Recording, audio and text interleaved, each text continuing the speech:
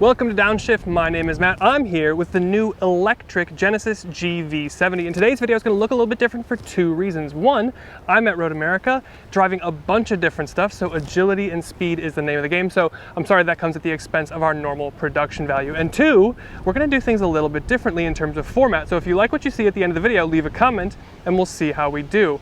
But now let's get into the GV70 Electrified, or E, I'm going to call it.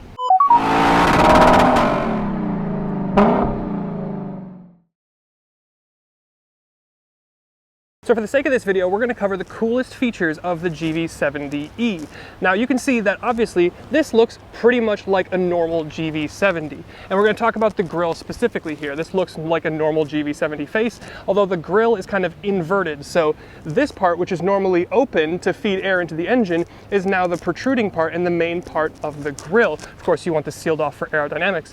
And if you pay close attention, it says G here. And if you push this, this is where you charge the car, which is a perfect application for me and probably most everybody that charges their car at home in their garage. You pull the car in and then the plug is right there on the front of the car, so you can have your plug at the back of the garage. Really nice. For number two, we're going to go to the steering wheel. Now obviously, white interior gets to me every single time, but most specifically on the steering wheel, you have this boost button right here. And what this does is it unlocks an extra 50 horsepower for 10 seconds at a time. And you don't have to let it cool or anything. You can just continue to press this and it'll continue to give you that extra power. And this thing is really quick, 0 to 60 in about 4 seconds, maybe even a little bit under. And you can keep pushing this until the battery is under 30%. Impressive. We'll test that on the wheel later. And then we'll talk about general EV stuff. Now this is built on the same chassis as the gas platform, and it also is pretty efficient. This gets about 91 mpge, so equivalent to about 91 mpg for a gas car or something like that. You also have an 800 volt architecture, which means you can charge 10 to 80% in around 18 to 20 minutes. This is about a 77 point something kilowatt hour battery pack, and that means you get 236 miles of range. Not bad. And it wouldn't be an EV video without a Frunk check. And even though this isn't an EV chassis, they've still managed to build in a Frunk here. Now I know we all think of EVs as not being able to tow anything, but this GV70E will tow 3,500 pounds, which is plenty and enough to tow, I don't know, most normal boats. And then I want to talk about this little button right here. This is the button for your ergo motion seat, which is kind of a massage function, which is pretty awesome to have in here, but you only get it on the driver's side. You don't get it on the passenger side. And followers of the channel will know that I love me a pano roof, and this one comes standard on the GV70 Electrified. It's tinted and it comes with a shade, so it's nice and cool back here while still letting in light. But now I want to talk about the rear seats. But before we do, you do have some manual sunshades, which is very nice. You've got the white interior continued back here with the kind of gold or contrasted piping, which is really, really nice. But one of the interesting details is the fact that you have this quilting on the upper portion that kind of gradients out and then doesn't go all the way down the back. Just an interesting little detail that you don't see really anywhere else. But remember, this is the electrified version of the gas platform, so the battery is under the floor. The floor has raised up. I still have enough room underneath the seat to keep my feet there, and I've got these thoughtful cutouts for my knees, so I still actually have a couple inches of knee room. So seat back here is actually pretty nice. Plus I've got heated seats back here, I've got a climate zone and vents, and of course a couple USBs down here. Nice. But not everything's perfect. There's two things that are missing. One is wireless Apple Car. You still have Apple CarPlay, but it is not wireless here, which is a little bit interesting. And you also don't have a digital rear view mirror, which is something that you do get in the new Mazda CX-90. And then some really cool and advanced piece of technology that I've really only ever seen in Mercedes aside from this is your start-stop button is kind of up here, which is a little bit of a strange place for it, but you then have this button here, which is actually a fingerprint reader, which will automatically load your driver profiles. So seat adjustments, temperatures, presets for your radio, all that stuff you can save with your fingerprint. And then I want to talk about the trunk. As you can see, it's a very clean back design. So where is the trunk release? It's not down here because your hands would get all dirty. It's actually just like the Porsche Macan in the rear windshield wiper. Of course, it's power operated and power closed as well. And then once you see in here, it's still pretty big. Of course, your floor is a little bit higher to account for the battery, but you still have a little bit of underfloor storage back here, but it is still nice and big and practical. Again, I use my tripod to kind of gauge how deep a trunk is and how practical it is. So this is about where a Mazda CX-5 trunk ends, so this is pretty impressive here. Nice trunk. And I do want to talk about styling for just a second, but I want to talk about the things that make it EV specific. Now this looks very much like a normal GV70, but of course we talked about the inverse grille, so it's all flush and things there. You also get EV specific wheels, which are a little bit more aero efficient, and you get white brakes. Very, very cool. And then some of the most interesting window treatments ever. Of course, it's chrome, goes all the way back to your C-pillar and then down. So you don't have chrome here, and it doesn't connect down here or across the back rear window. So that is just kind of interesting. You also can only get a GV70 Electrified in like neutral colors, so you can't get like the crazy matte plum like we did in the 3.5. And of course, lastly, there's no exhaust on the rear bumper.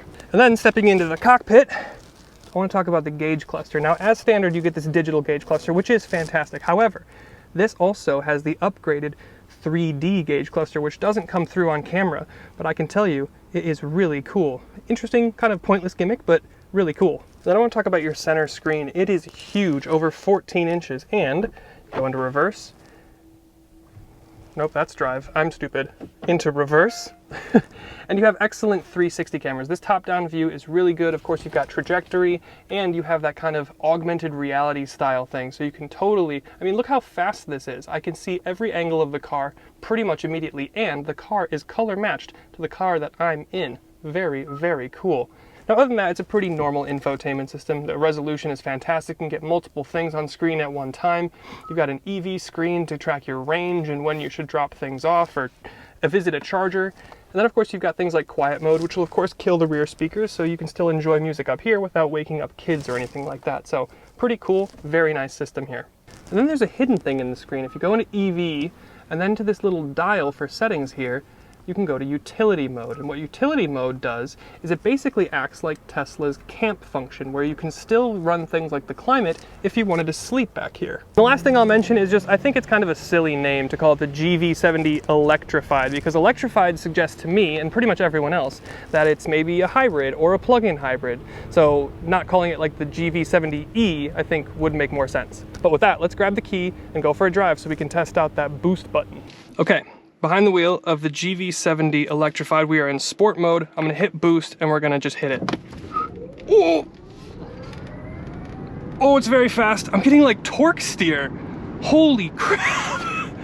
That was wild. We're gonna try it again at the bottom of the hill. So this does 429 horsepower and 516 pound-feet. And dual motor, of course, all-wheel drive, 0 to 60 in under 4 seconds. So this is a 3-point-something second to 60 run, and I mean, you can feel it. This is quick. It does feel like torque steer. There's almost no drive sound, which I think is interesting. You get a little tiny bit of motor whir, but really not much of anything. Okay, we're gonna try it again in boost. Boost mode. Oh, wheel spin. Yeah, torque steer. Weird. Yeah, really, really crazy out of a dig. This is a quick car. This is a very quick car. So yeah, with boost mode, that's that extra 50 horsepower for 10 seconds. I can continue to push it and keep. Whoa, it's almost more jarring if you use boost mode and floor it while you're already moving, because you kind of expect the electric car to be quick from a dig, but to just hit it like while you're already going like 50 or something, it's just something else. But what I was saying, so with boost mode on, it takes that 429 horsepower and ups it to basically, what would that be? Plus 50, so what, like 480? So almost 500 horsepower. And then 516 pound-feet of torque, 0 to 60 in under 4 seconds. This is quicker than the G80 Electrified. It feels that way. And it's crazy to me that you're getting torque steer. Now, most people probably aren't gonna just continually hit it all the time. So let's dial it back into comfort. Of course, my 3D gauge cluster, which I hope is coming through on camera, looks really cool. And then the bolsters actually on the seat kind of softened off me a little bit. It's really, really nice.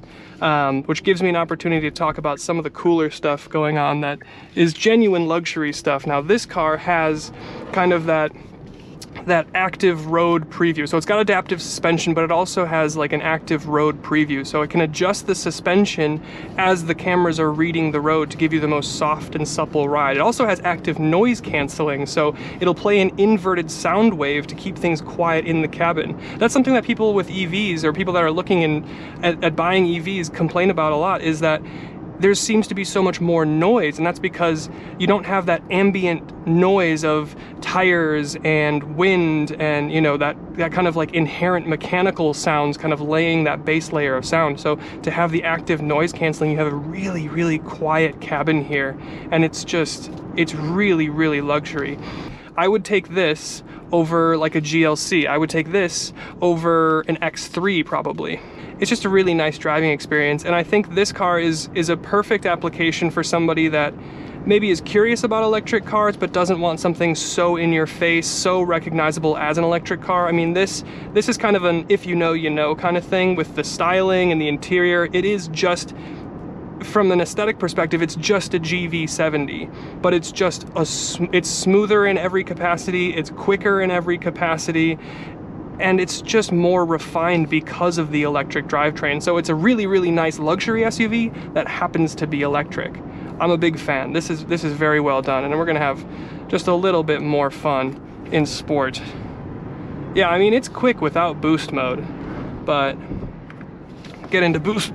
Oh, it just has more sense of immediacy, more sense of snap, more sense of drama when you do have it in boost mode. See, now I'm coming into a corner with 2 seconds left on my boost. I'm not gonna wait for it to cool down. I've hit boost, now I'm in it again. Oh, and now we're off. It's just, I mean, I can continue to hit this thing and continue to just be at full capacity.